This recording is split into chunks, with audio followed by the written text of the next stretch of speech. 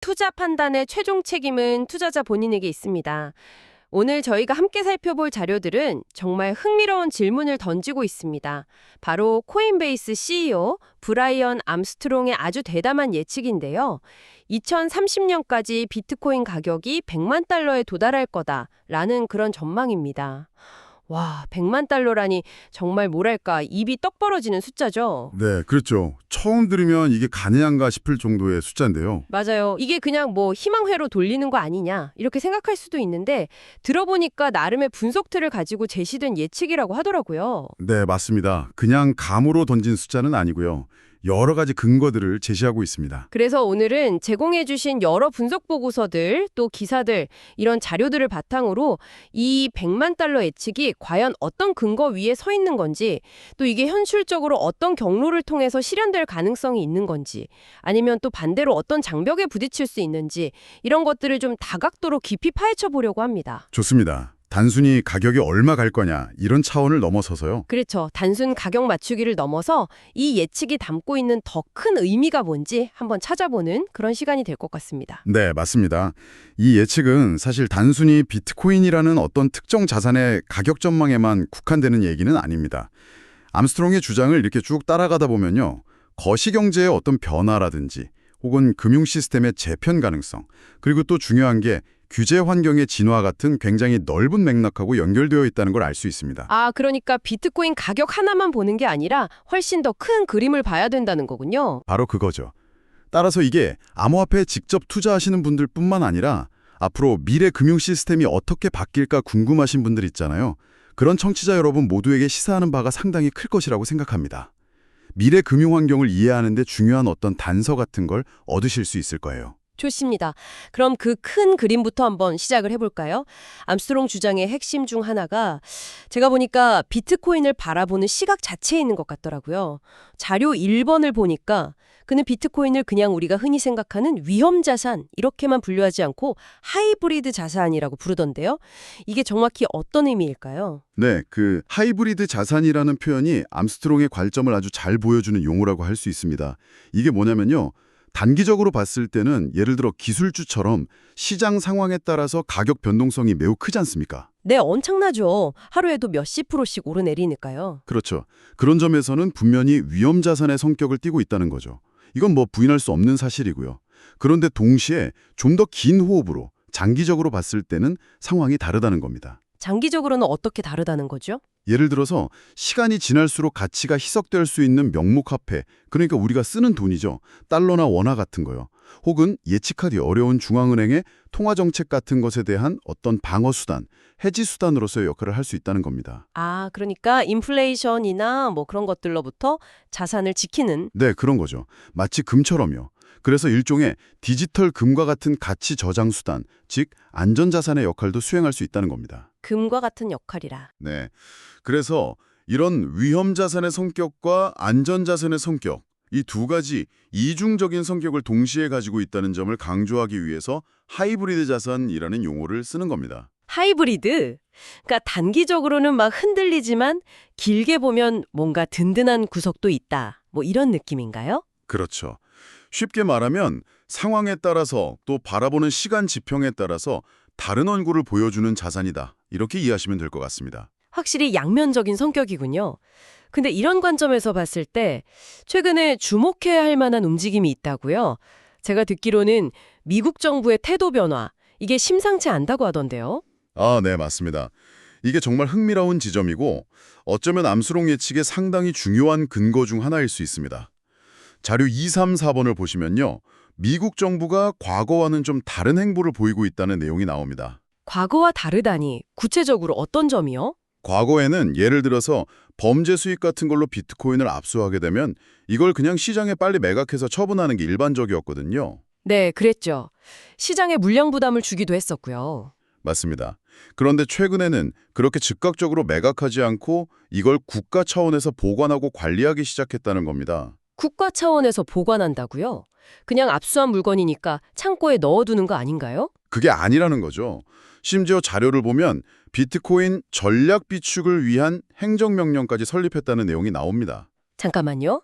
전략 비축이라고요? Strategic Reserve. 그거는 보통 국가가 뭐 금이라든지 아니면 석유, 외환 이런 걸 보유할 때 쓰는 표현 아닌가요? 정확히 보셨습니다. 바로 그 점 때문에 이게 단순한 압류품 보관 이상의 의미를 갖는다는 분석이 나오는 겁니다. 와, 이건 그냥 압류품 창고에 넣어두는 수준을 훨씬 넘어서는 얘기 같은데요. 그렇죠.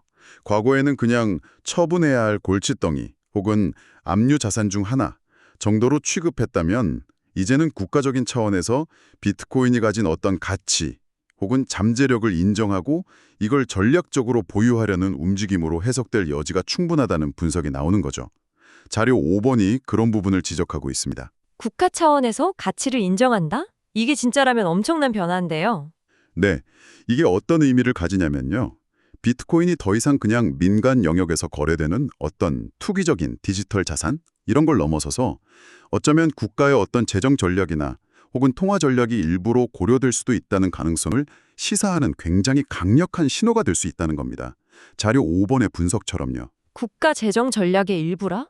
상상하기가 좀 어려운데요. 물론 아직은 초기 단계이고 그 의미에 대해서는 다양한 해석이 있을 수 있습니다. 하지만 암스트롱은 바로 이 점을 상당히 중요하게 보고 있는 것 같습니다.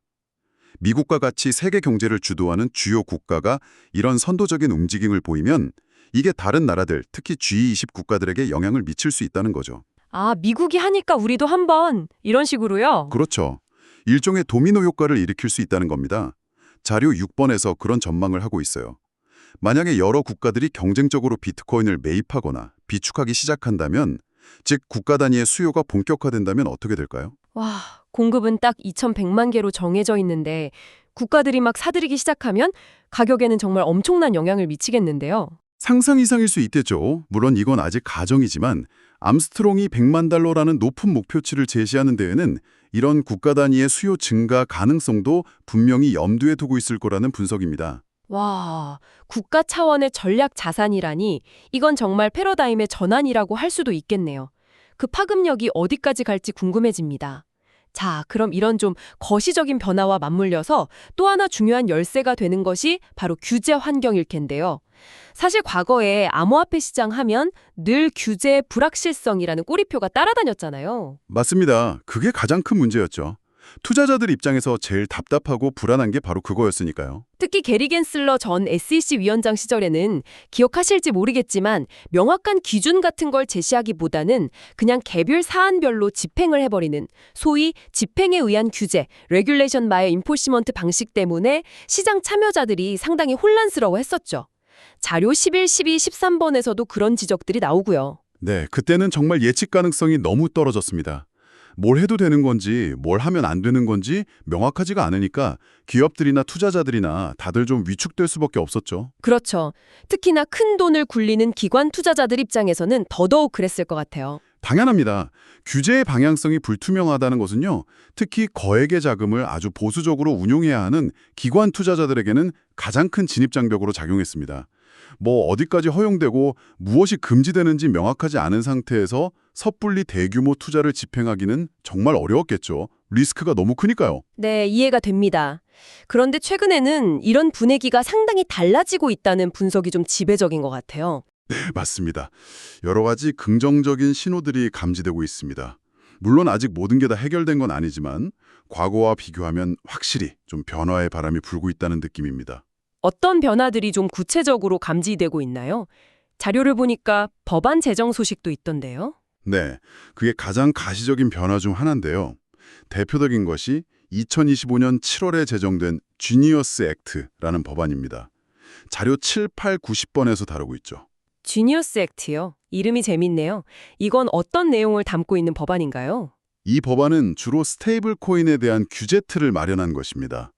스테이블 코인이라고 하면 보통 달러나 유로 같은 법정 화폐의 1대1로 가치가 연동된 암호화폐를 말하잖아요. 네, 뭐 테더 USDT나 USD 코인, USDC 같은 것들이 대표적이죠. 맞습니다.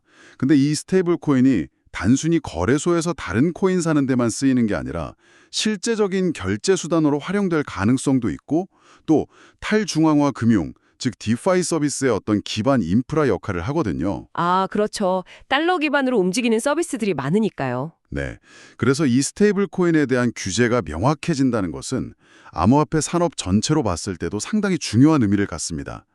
비록 암호화폐 산업 전반에 대한 아주 포괄적인 규제는 아니라고 할지라도 이 중요한 한 축에 대한 법적인 근거가 마련되었다는 점에서 굉장히 큰 진전이라고 평가할 수 있습니다. 산업 발전에 중요한 토대가 마련된 셈이죠. 스테이블 코인 규제 법안 제정, 확실히 과거와는 다른 좀 진일보한 느낌이 드네요. 그럼 규제 당국의 리더십 변화 가능성 이런 얘기도 있던데요. 네, 그 부분도 흥미로운 지점입니다. 자료 11, 12, 13번을 보면 새로운 SEC 리더십 후보로 이름이 거론되는 인물들 중에 폴 애트킨스 같은 사람들이 있다는 점을 지적합니다. 폴 애트킨스요? 이 사람은 어떤 성향의 인물인가요? 과거 SEC 커미셔너를 지냈던 인물인데요. 그때 암호화폐에 대해서 상대적으로 좀 유연하고 개방적인 입장을 보였던 것으로 알려져 있습니다. 물론 누가 최종적으로 임명될지는 아직 알 수 없는 일이죠. 그렇죠. 아직은 가능성일 뿐이니까요. 네. 하지만 중요한 것은 이런 인물들이 후보로 거론된다는 것 자체가 어떤 정책적인 분위기의 변화를 시사한다는 점입니다. 전반적으로 과거의 어떤 강경일변도 무조건 안 된다는 식의 접근에서 벗어나서 이제는 산업의 현실을 좀 반영하고 기술 발전을 저해하지 않는 선에서 합리적인 규제를 마련하는 것을 우선 과제로 삼으려는 그런 분위기가 형성되고 있다는 분석에 힘이 실리고 있습니다.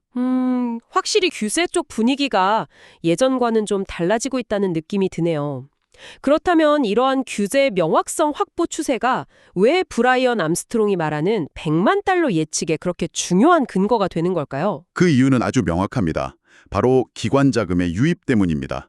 자료 6번에서도 이 점을 강조하고 있죠. 아까 잠깐 언급하셨던 그 기관 투자자들 말이군요. 네. 앞서 말씀드렸듯이 규제의 불확실성, 예측 불가능성이야말로 기관 투자자들의 가장 큰 걸림돌이었습니다. 그들은 리스크를 극도로 싫어하니까요. 하지만 반대로 생각해보면 규제의 틀이 명확해지고 법적인 안정성이 확보되고 예측 가능성이 높아진다면 어떻게 될까요? 그러면 아무래도 좀 더 안심하고 투자를 결정할 수 있게 되겠죠. 바로 그럽니다. 그동안 규제의 리스크 때문에 시장 진입을 망설이고 관망만 하던 기관들, 예를 들면 연기금이라든지 대형 자산운용사, 보험사 같은 굉장히 보수적인 성향을 가진 거대 자본들이 본격적으로 비트코인 시장에 진입할 수 있는 문이 열리게 되는 겁니다. 와, 그런 큰 손들이 들어온다면 시장 규모 자체가 달라지겠는데요? 그렇죠. 암스트롱이 예측하는 그 100만 달러라는 가격은 바로 이러한 제도권 자금의 대규모 유입을 전제를 하고 있다고 봐야 합니다. 자료 6번에서처럼요. 그러니까 규제가 명확해진다는 것은 비유하자면 거대한 댐의 수문을 열어서 그동안 막혀있던 기관 자금이라는 엄청난 물줄기가 비트코인 시장으로 흘러 들어올 수 있게 만드는 그런 결정적인 역할을 하는 셈이죠. 댐에 수문을 여는 역할이라 비유가 아주 적절한 것 같습니다. 확실히 기관들의 움직임은 시장 판도를 완전히 바꿀 수 있는 중요한 변수가 되겠군요. 기대가 되면서도 한편으로는 좀 걱정도 되네요. 어떤 점이 걱정되시나요? 뭐랄까, 기관들이 들어오면 시장에 너무 그들 위주로 흘러가지 않을까? 개인 투자자들은 좀 소외되지 않을까? 그런 생각도 좀 들고요. 그럴 가능성도 배제할 수는 없겠죠.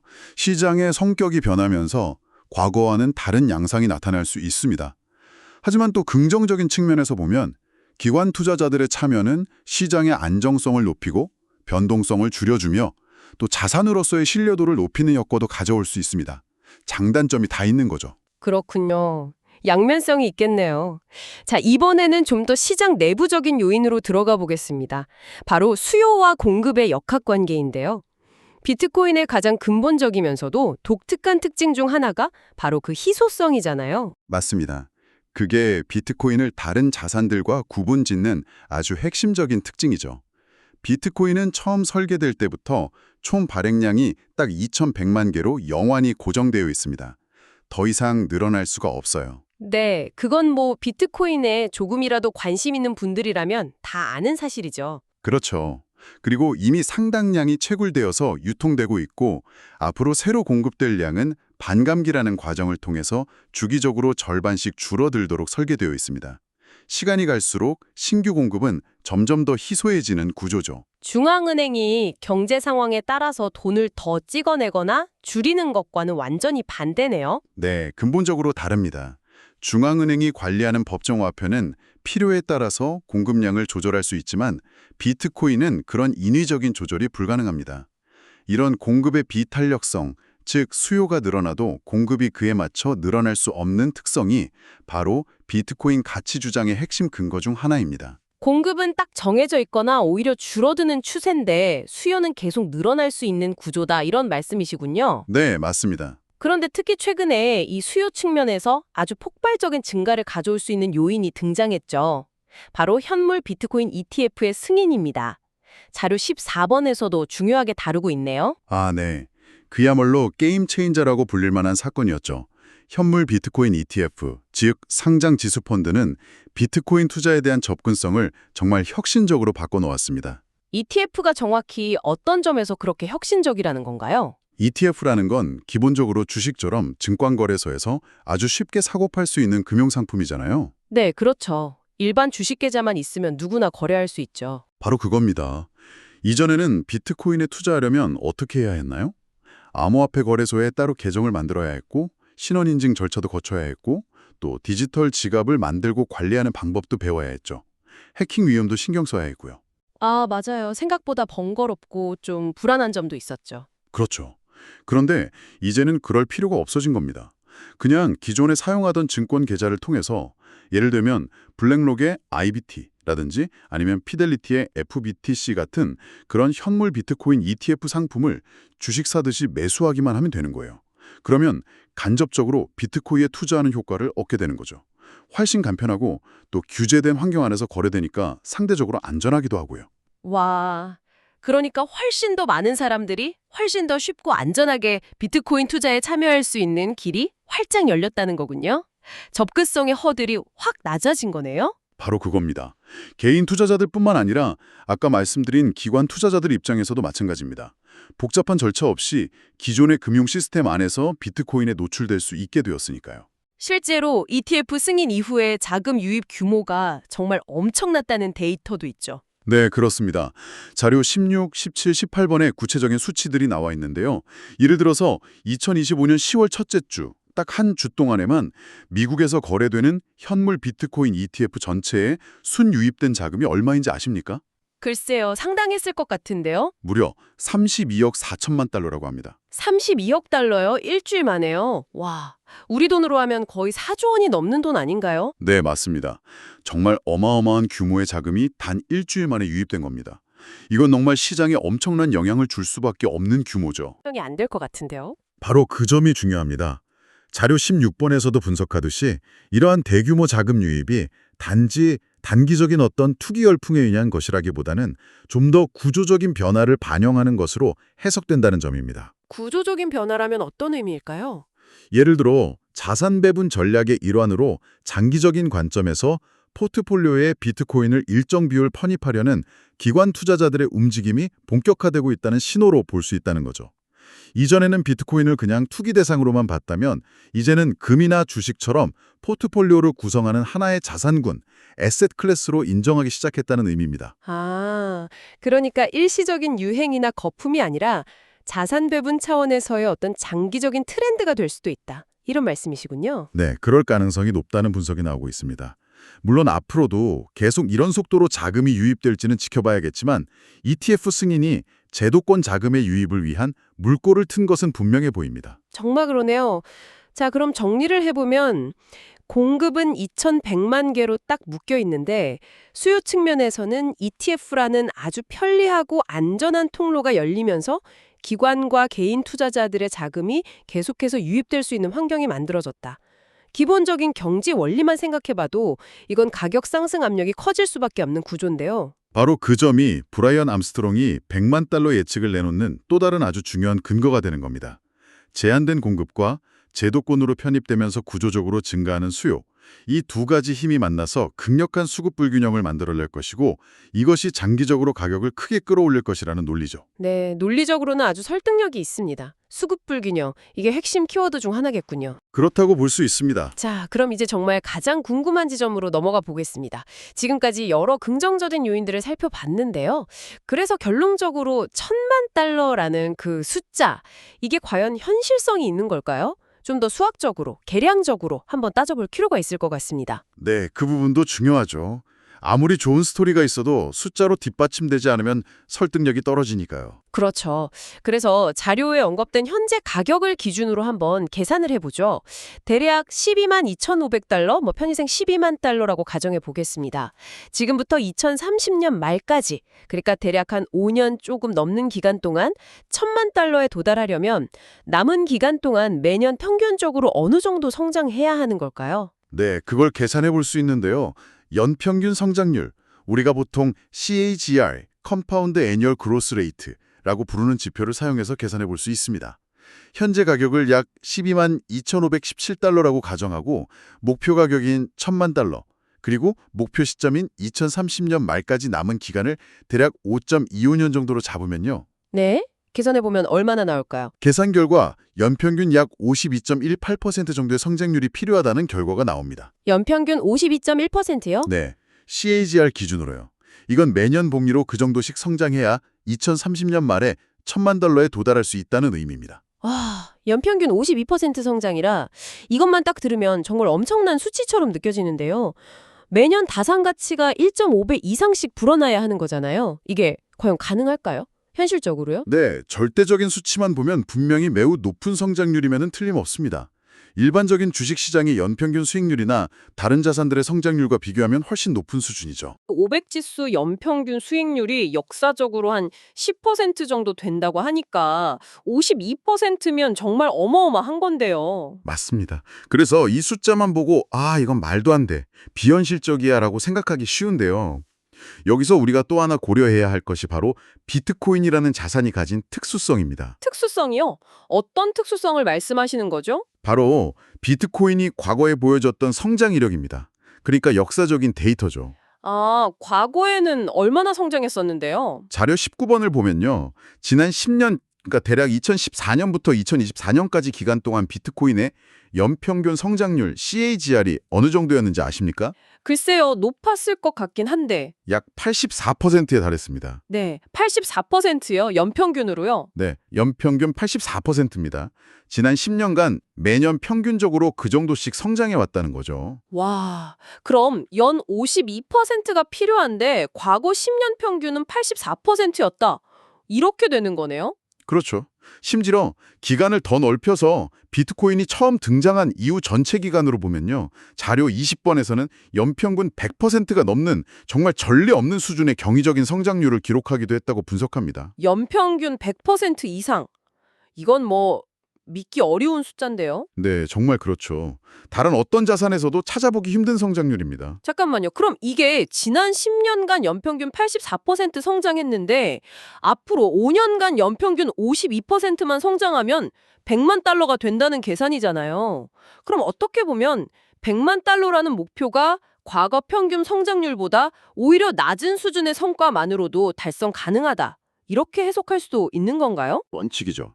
과거의 성과가 미래의 수익을 보장하지 않는다는 것입니다. 아, 네, 물론이죠. 그건 당연히 명심해야 할 부분입니다. 네. 과거에 그렇게 높이 성장했다고 해서 앞으로도 반드시 그럴 것이라고 단정할 수는 절대로 없습니다. 시장 환경도 계속 변하고 있고 경쟁 상황도 달라질 수 있고 여러 변수가 있으니까요. 그렇죠. 미래는 아무도 모르는 거니까요. 맞습니다. 하지만 그럼에도 불구하고 이 역사적 데이터가 우리에게 시사하는 바는 분명히 있습니다. 크게 두 가지 정도로 정리할 수 있겠는데요. 네, 어떤 점들이죠? 첫째는 비트코인이라는 자산은 우리가 상상하는 것 이상으로 과거에 이미 연평균 52%라는 성장률을 훨씬 뛰어넘는 퍼포먼스를 지속적으로 보여준 이력이 있는 매우 독특한 자산이라는 점입니다. 그냥 평범한 자산이 아니라는 거죠. 네, 그 점은 확실히 인정해야겠네요. 그리고 둘째는 그렇기 때문에 100만 달러라는 목표치가 비록 지금 당장은 굉장히 멀어 보이고 비현실적으로 느껴질 수 있지만 과거의 성장 경로에 비추어 봤을 때는 과거 성장률의 절반 정도 혹은 그 이하 수준의 성과만으로도 충분히 도달 가능한 계산이 나온다는 점입니다. 그렇게 들으니 또 완전히 허황된 이야기만은 아닐 수도 있겠다는 생각이 드네요. 네, 물론 이것이 100만 달러가 반드시 된다는 보장은 전혀 아닙니다. 하지만 적어도 비트코인이 가진 어떤 네트워크 효과라든지 기술적인 잠재력, 그리고 앞서 살펴본 여러 거시적인 변화들을 고려했을 때 100만 달러라는 예측이 완전히 근거 없는 허황된 숫자는 아닐 수 있다는 가능성, 그 가능성을 보여주는 하나의 객관적인 지표로서는 참고할 만한 가치가 있다는 거죠. 네, 과거 데이터를 보니 또 다른 시각이 열리는 것 같습니다. 물론 미래는 알 수 없지만 말씀하신 대로 불가능한 목표는 아닐 수도 있겠다는 그런 생각은 드네요. 하지만 세상에 좋은 일만 있을 수는 없겠죠. 이렇게 긍정적인 요인들만 있는 것은 아닐 겁니다. 분명히 리스크 요인도 있을 텐데요. 암스트롱 본인도 가장 큰 위협 요인을 직접 언급했다고요? 네, 맞습니다. 그 점을 놓치지 않는 것이 매우 중요합니다. 아무리 장밋빛 전망을 하더라도 잠재적인 리스크를 제대로 평가하지 않으면 안 되니까요. 암스트롱이 스스로 가장 우려하는 부분이라고 지목한 것이 있습니다. 그게 뭔가요? 바로 기존 금융 시스템의 강자들, 예를 들면 JP모건 체이스와 같은 아주 거대한 전통 은행들, 그리고 그들과 연결된 강력한 로비스트들의 영향력입니다. 자료 21번에서 이 부분을 다루고 있죠. 아, 전통 금융의 기득권 세력들이군요. 그들이 왜 위협이 된다는 거죠? 암스트롱은 이들이 암호화폐 산업의 혁신을 의도적으로 막기 위해서 소위 산업 질식, 초크 더 인더스트리 전략을 사용할 수 있다고 경고합니다. 산업 질식이요? 와, 표현이 좀 섬뜩한데요. 구체적으로 어떤 방식의 견제를 의미하는 걸까요? 질식시킨다니. 예를 들어서 아까 잠깐 언급했던 스테브 코인이라든지 혹은 요즘 많이 이야기되는 탈중앙화 금융, 디파이 같은 암호화폐 기반의 새로운 금융 솔루션들을 한번 생각해 보시죠. 네. 이런 기술들은 기존 은행들의 핵심적인 수익원, 예를 들면 국가 간 송금 수수료라든지 환전 수수료 혹은 대출 중개 과정에서 발생하는 마진 같은 것들을 크게 위협할 잠재력을 가지고 있습니다. 자료 21번에서도 지적하듯이요. 왜냐하면 블록체인 기술을 이용하면 훨씬 더 빠르고 저렴하고 투명하게 이런 금융 서비스들을 제공할 수 있는 가능성이 열리기 때문이죠. 아, 그러니까 은행들 입장에선 밥그릇을 뺏길 수도 있다는 위기감을 느끼겠네요. 바로 그겁니다. 그렇기 때문에 이런 새로운 기술과 서비스의 등장을 위협으로 느낀 기존의 거대 금융 세력들이 가만히 있지 않을 거라는 거죠. 자신들의 기득권을 지키기 위해서 막강한 자금력과 수십 년간 쌓아온 정치적인 영향력을 총동원할 수 있다는 겁니다. 구체적으로 어떤 식으로 방해를 할 수 있을까요? 예를 들면 암호화폐 산업에 아주 불리한 방향으로 규제가 만들어지도록 로비를 한다거나 혹은 혁신적인 서비스의 시장 도입 자체를 지연시키거나 심지어는 아예 금지하도록 압력을 행사할 수도 있다는 우려입니다. 자료 21번에서 암스트롱이 걱정하는 부분이 바로 이런 것들이죠. 이건 순수한 기술 경쟁이나 시장 경쟁이 아니라 규제라는 무기를 이용한 일종의 경쟁 저지 시도라고 볼 수 있는 셈이죠. 와, 기술이 아무리 좋아도 이런 정치적인 역학관계나 기득권의 저항에 부딪히면 정말 힘들어질 수도 있겠네요. 확실히 이건 무시할 수 없는 아주 현실적인 변수가 될 것 같습니다. 네, 매우 중요한 리스크 요인입니다. 기술의 우수성만으로는 성공을 담보할 수 없다는 것을 보여주는 사례가 역사적으로도 많았죠. 그렇죠. 자, 그럼 이런 외부적인 위험 요인 외에 비트코인 그 자체에서 비롯되는 리스크는 없을까요? 예를 들면 기술적인 문제라든지. 당연히 있습니다. 기술적인 리스크도 여러 가지 생각해 볼 수 있겠지만 아마 투자자 입장에서 가장 직접적으로 와닿는 리스크는 바로 비트코인 가격의 극심한 변동성, 벌레틸리티일 겁니다. 자료 22번에서도 이 점을 지적하고 있고요. 아, 변동성. 이건 정말 비트코인 하면 빼놓을 수 없는 특징이죠. 비트코인 가격은 정말 짧은 기간 안에도 수십 %씩 급등하거나 급락하는 모습을 아주 자주 보여줍니다. 롤러코스터 같다고 하잖아요. 네, 맞아요. 정말 하루아침에 자산이 반토막이 나기도 하고 또 며칠 만에 갑자기 2배가 되기도 하는 그런 예측 불가능한 움직임을 많이 봐왔죠. 그렇죠. 이러한 극심한 변동성은 여러 가지 요인에 의해서 촉발될 수 있습니다. 예를 들면 예측하지 못했던 갑작스러운 금리 인상 발표라든지 혹은 러시아 우크라이나 전쟁 같은 지정학적 위기가 고조된다든지 아니면 특정 국가에서 예상치 못하게 아주 강력한 암호화폐 규제안을 발표한다든지 하는 그런 외부 충격에 아주 민감하게 반응하는 경향이 있습니다. 자료 22번에서도 이런 외부 충격의 영향을 언급하고요. 네, 작은 뉴스 하나에도 시장이 크게 출렁이는 걸 보면 확실히 그런 것 같아요. 그런데 이렇게 변동성이 크다는 게 왜 근본적인 리스크가 되는 걸까요? 위험을 감수하고 높은 수익을 노리는 사람들에겐 오히려 매력적일 수도 있지 않나요? 물론 그럴 수도 있습니다. 높은 변동성은 높은 수익의 기회를 의미하기도 하니까요. 하지만 다른 관점에서 보면 심각한 문제를 야기할 수 있습니다. 특히 암스트롱이 기대하는 비트코인의 역할 중 하나가 뭐였죠? 아까 말씀하신 장기 가치 저장 수단, 즉 디지털 금으로서의 역할이요. 바로 그겁니다. 그런데 한번 생각해 보세요. 자산 가치가 하루에도 몇십 프로씩 오르내리는 자산을 과연 안정적인 가치 저장 수단이라고 신뢰할 수 있을까요? 그렇게 생각하니 좀 문제가 있네요. 금 같은 경우는 상대적으로 가격 변동성이 훨씬 적잖아요. 그렇죠. 물론 금도 가격이 변동하지만 비트코인에 비하면 훨씬 안정적입니다. 이렇게 가격 변동성이 극심하다면 사람들이 비트코인을 정말 안전하게 장기적으로 자산을 보관할 수 있는 수단으로 믿고 받아들이는데 상당한 시간이 걸리거나 혹은 영원히 그런 신뢰를 얻지 못할 수도 있다는 근본적인 질문에 부딪히게 됩니다. 자료 22번에서 제기하는 문제의식이 바로 이것입니다. 하이브리드 자산이라고 했지만 그 위험 자산으로서의 성격이 너무 강해서 안전 자산 역할을 제대로 못할 수도 있다. 이런 거군요. 네, 그럴 가능성을 배제할 수 없다는 거죠. 또한 설령 장기적으로 100만 달러를 향해 간다고 하더라도 그 과정 자체가 결코 순탄한 우상향 곡선이 아닐 거라는 것을 의미합니다. 아마도 여러 차례의 아주 급격한 상승과 또 그만큼 깊은 하락을 반복하는 굉장히 험난하고 고통스러운 여정이 될 가능성이 높습니다. 아, 생각만 해도 아찔한데요. 그렇죠. 투자자 입장에서는 그런 엄청난 가격 변동성을 견뎌낼 수 있는 강한 심리적인 인내심 혹은 강심장이 필요할 수도 있다는 거죠. 중간에 공포를 이기지 못하고 손절매하고 떠나는 사람들도 많을 거고요. 네, 알겠습니다. 변동성이라는 이 내재적인 리스크, 그리고 그것이 가치 저장 수단으로서의 신뢰도에 미치는 영향, 또 투자 과정에서의 심리적 어려움, 이런 부분들도 반드시 염두에 두어야 할 중요한 부분이군요. 네, 맞습니다.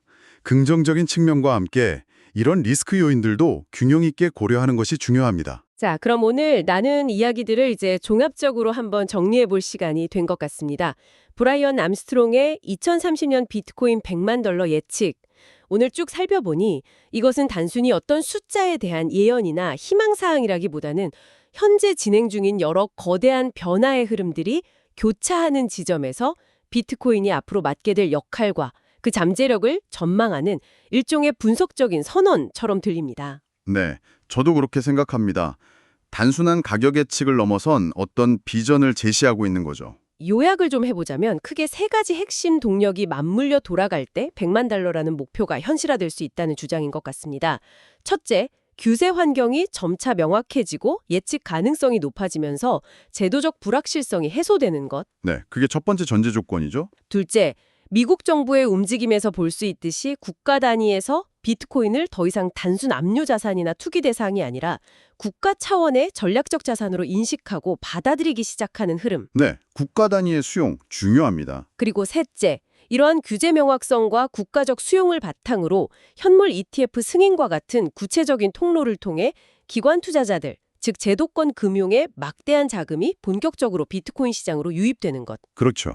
기관 자금의 유입이 결정적인 촉매제가 될 수 있습니다. 바로 이 세 가지 핵심 동력, 규제 명확화, 2. 국가적 수용, 3. 기관 자금 유입이 서로 시너지를 내면서 강력한 수급 불균형을 만들어낼 것이고 이것이 비트코인 가격을 100만 달러까지 밀어올릴 수 있다는 것이 암스트롱 예측의 핵심 논리 구조라고 정리할 수 있겠습니다.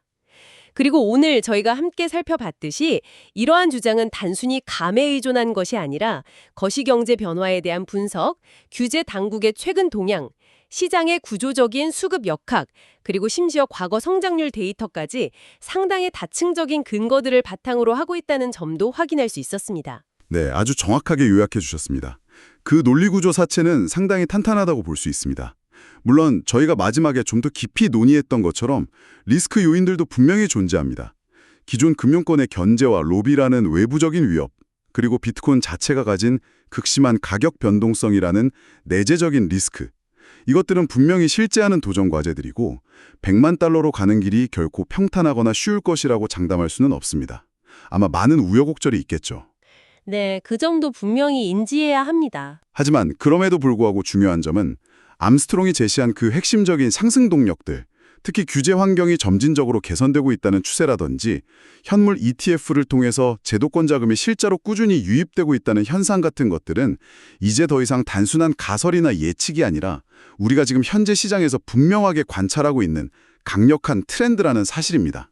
아, 이미 현실에서 나타나고 있는 변화라는 거군요. 네, 그렇죠. 이것은 더 이상 그렇게 될 것이다라는 미래의 가능성이 아니라 지금 그렇게 되고 있다는 현재 진행형의 사실에 가깝습니다. 따라서 브라이언 암스트롱의 예측을 단순히 터무니없는 소리나 과도한 희망사항으로 일축해버리기보다는 오히려 현재 진행 중인 금융 시스템의 디지털 전환과 혁신 과정에서 충분히 고려해 볼 만한 합리적인 시나리오 중 하나로 받아들이는 것이 좀 더 생산적이고 균형 잡힌 접근일 수 있다고 생각합니다. 합리적인 시나리오 중 하나로 고려해 볼 만하다. 네. 설령 정확히 2030년에 100만 달러라는 숫자에 도달하지 못한다고 할지라도 그가 제시하는 비트코인의 미래 역할이나 금융 환경 변화에 대한 통찰 자체는 우리가 주의 깊게 듣고 생각해 볼 만한 가치가 충분히 있다고 봅니다. 그의 주장이 맞든 틀리든 미래를 준비하는 데 있어서 중요한 질문들을 던져주고 있으니까요. 네, 알겠습니다. 단순한 가격 예측을 넘어 미래 금융의 변화 방향에 대한 중요한 통찰을 담고 있다는 말씀이시군요. 오늘 저희는 브라이언 암스트롱의 이 대담한 예측을 통해서 비트코인을 둘러싼 정말 다양한 요인들을 아주 깊이 있게 살펴보는 시간을 가졌습니다. 거시경제적인 큰 그림부터 시작해서 규제의 변화, 시장 내부의 수요와 공급 역학, 또 과거 데이터에 기반한 개량적인 분석, 그리고 마지막으로 잠재적인 위험 요인들까지 꼼꼼하게 짚어봤는데요. 분석 결과 그의 예측이 비록 굉장히 야심차기는 하지만 나름대로 탄탄한 논리 구조와 여러 근거들을 가지고 있다는 점을 확인할 수 있었습니다. 자, 그렇다면 이제 마지막으로 청취자 여러분께 한번 질문을 던져볼 차례인 것 같습니다. 오늘 저희가 나눈 이야기들을 들으시고 여러분은 이 2030년 비트코인 100만 달러 예측에 대해서 어떻게 생각하시나요? 정말 실현 가능성이 있다고 보시나요? 아니면 여전히 너무 비현실적인 목표라고 생각하시나요? 그리고 또 하나, 오늘 저희가 논의했던 요인들 외에 2030년까지 비트코인의 경로에 영향을 미칠 수 있는 또 다른 예상치 못한 변수는 없을까요? 저희가 미처 생각하지 못한 블랙스완 같은 것이 나타날 가능성은 없을까요? 예를 들면 어떤 게 있을 수 있을까요? 글쎄요, 예를 들면 이런 건 어떨까요? 지금은 상상하기 어렵지만 양자 컴퓨팅 기술이 아주 급격하게 발전해서 현재 비트코인이 사용하는 암호화 기술 자체를 무력화시킬 수 있는 그런 가능성은 없을지, 아주 먼 미래의 이야기일 수도 있지만요. 아, 네. 양자 컴퓨팅의 위협은 암호화폐 분야에서 계속 논의되는 주제 중 하나죠. 만약 현실화된다면 정말 큰 파급력이 있을 겁니다. 혹은 지정학적인 측면에선 어떨까요? 예를 들어 미중 간의 기술 패권 경쟁이 더욱 심화되면서 이것이 암호화폐 시장, 특히 달러 중심의 시스템에 도전하는 비트코인 같은 자산에 어떤 예상치 못한 영향을 미치게 될지. 네, 그것도 충분히 가능한 시나리오입니다. 국제정세 변화는 항상 중요한 변수니까요. 더 나아가서 기술적인 측면에서 비트코인이 가진 어떤 확장성 문제라든지 혹은 에너지 소비 문제 같은 단점들을 완벽하게 보완하는 완전히 새로운 형태의 디지털 자산이 갑자기 등장해서 비트코인의 지위를 위협하고 경쟁 구도를 완전히 바꿔버릴 가능성은 없을까요? 제2, 제3의 비트코인이 나올 수도 있지 않을까 하는 거죠. 네, 기술은 항상 발전하니까요. 새로운 경쟁자의 등장은 언제든 가능합니다. 그런 것들이 다 변수가 될 수 있겠네요. 네, 이런 식으로 저희가 오늘 다룬 내용 외에도 정말 다양한 변수들을 한번 상상해보고 고민해보시는 것도 앞으로 다가올 미래를 예측하고 또 대비하는 데 있어서 아주 흥미롭고 또 유익한 관점을 제공해줄 수 있을 것 같습니다. 여러분의 생각은 어떠신지 궁금하네요. 항상 여러분의 성공 투자를 기원합니다. 내용이 좋으셨다면 구독, 좋아요 부탁합니다.